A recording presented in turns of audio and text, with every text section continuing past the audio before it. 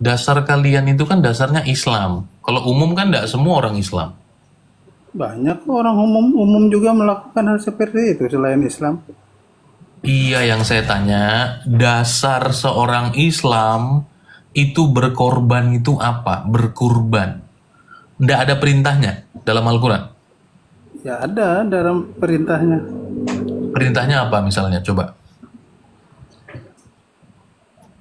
Banyak sih perintahnya kalau di dalam Al-Quran.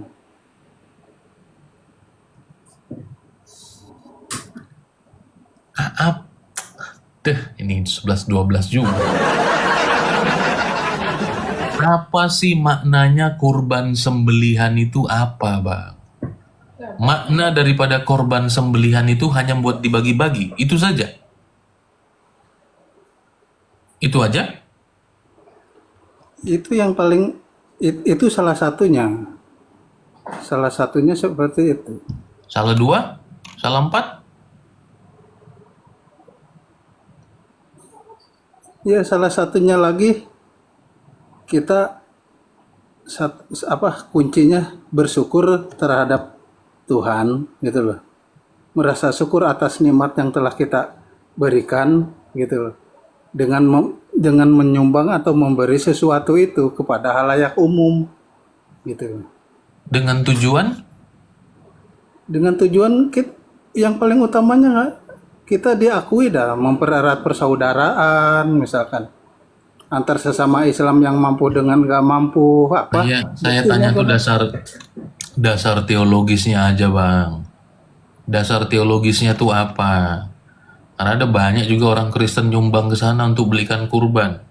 Itu om saya setiap tahun itu memberi 1 ekor setiap tahun, ya, untuk perumahan, satu perumahan. ya Nah, itu dah. tapi apa yang membedakan ketika om saya memberi, ya, om saya Kristen pasti, om saya memberi dengan Islam yang melakukan kurban itu bedanya apa? Misalnya ngomong dengan plafon ini, bedanya apa? Ya yang maknanya itu nggak ada bedanya, berarti dia itu pada intinya Ya, kalau orang Islam itu kan menjalankan syariat. jiwa Kalau orang Kristen ya nyumbang biasa. Nah, itu istrinya pinter. Kau bilang sama aja. Ya beda lah. Kalau ada orang yang bukan Islam menyumbang kurban dengan Islam sendiri yang melakukan itu, bagi Islam sendiri manfaatnya itu apa? Kalau hanya sekedar bagi-bagi daging kan bisa itu abang saya. sudah dijabarkan. Yang paling utamanya kita mengejar ketaatan kepada Tuhan kan, itu kan yang paling utama kan kayak gitu. Abang harus ngaji sama istrinya itu. Itu istrinya atau istri siapa itu? Istrinya ayo rahasia. Udah jam segini masa bukan istri ya Bu ya? Aduh repot. Kok ya itu Mm-mm. Nah gimana Bang Toib? pulang tak cari dia.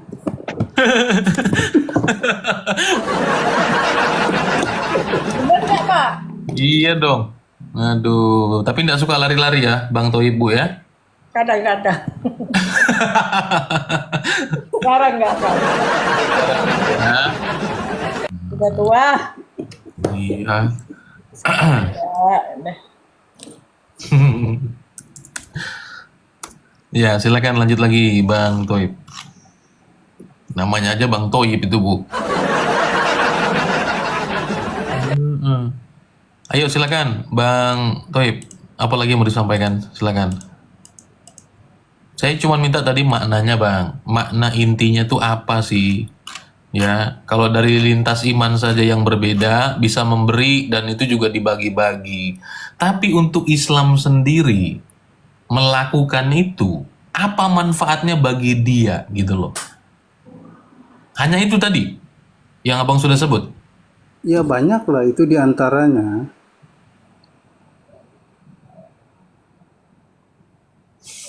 Apa diantaranya?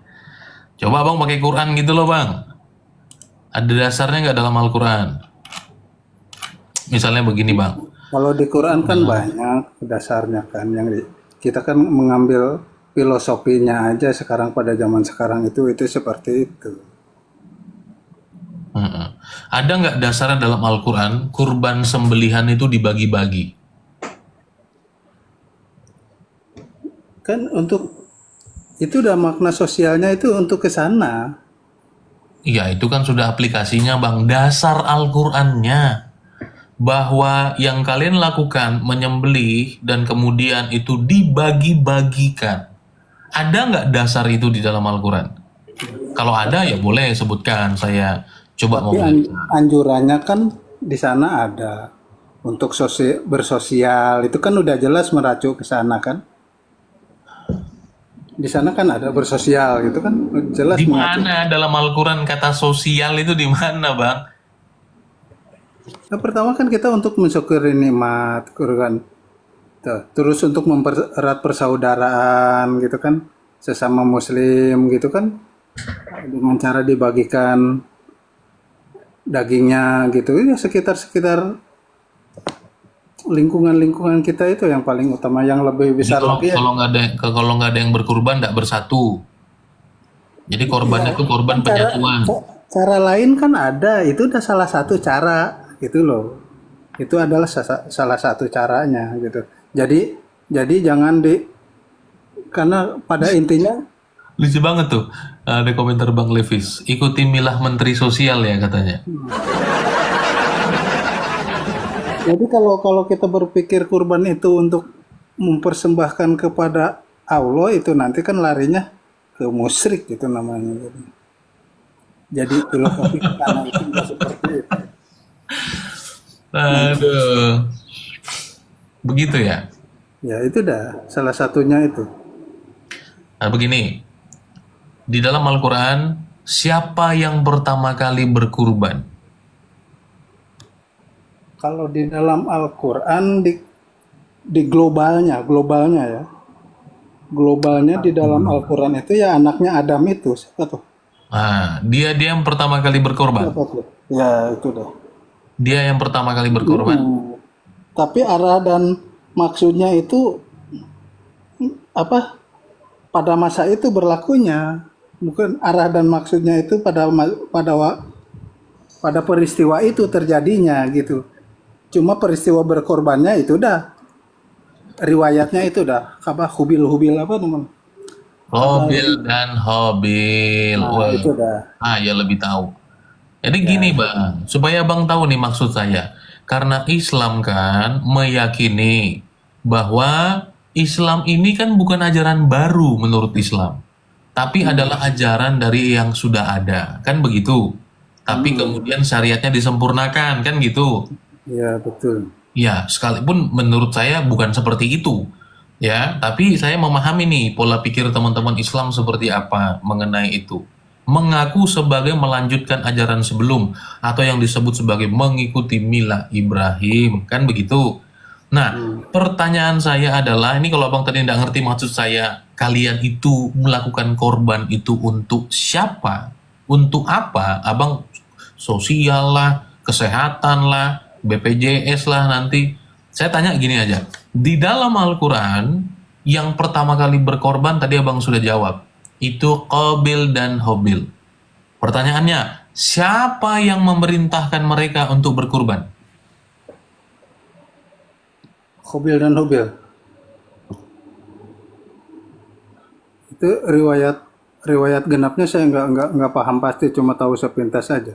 Itu Cuma Al-Quran, Bang. Kalau Itu diambil dari Al-Quran. hakikat, mungkin karena ada peristiwa, akhirnya merujuk hal seperti itu gitu loh.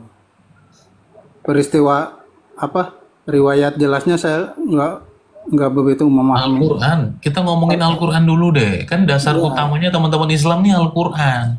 Hmm. Siapa yang memerintahkan Qabil dan Habil berkurban? Siapa yang memerintahkan dia? Kalau dari riwayat itu ya Tuhan sendiri kan. Loh ini Al-Quran bukan riwayat bang. Iya kan, kalau diambil garisnya itu berarti Tuhan yang memerintahkan hal seperti itu. Di mana perintahnya? Ayat berapa? Untuk Hobil dan Hobil kan nggak begitu paham. Jadi kelanjutannya yang diteruskan dengan Nabi Ibrahim itu jelas di sana kan menguji dia kan, menguji keimanan dia. Maksudnya dengan ujian itu dia lulus nggak dengan hal seperti itu. Itu dah rujukannya kita larinya ke sana. Pengujian iman kita.